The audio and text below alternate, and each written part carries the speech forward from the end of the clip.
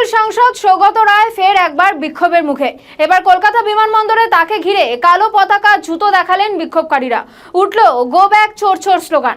মঙ্গলবার কলকাতা বিমানবন্দর চত্বরে সৌগত রায় নিজের গাড়িতে করে পৌঁছতেই জনরোষ আছড়ে পড়ে। তার গাড়ি ঘিরে চলে বিক্ষোভ। পরে বিমানবন্দর কর্তৃপক্ষ এবং পুলিশ সৌগত রায়কে উদ্ধার করে নিয়ে যায়। এই বিষয়ে বিজেপি বিধায়ক অরিজিৎ বক্সি সৌগত রায়কে আক্রমণ করে বলেন, তিনি কোনোদিনই এলাকাবাসীর পাশে ছিলেন না, তাকে শুধুমাত্র ভুরি ভোজের অনুষ্ঠানেই দেখা যেত।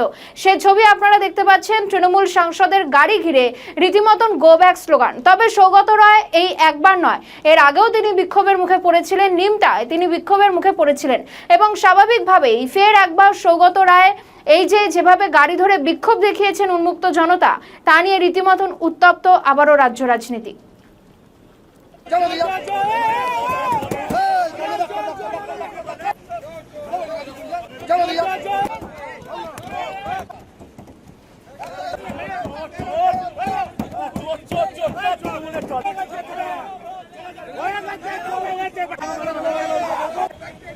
आप भी जान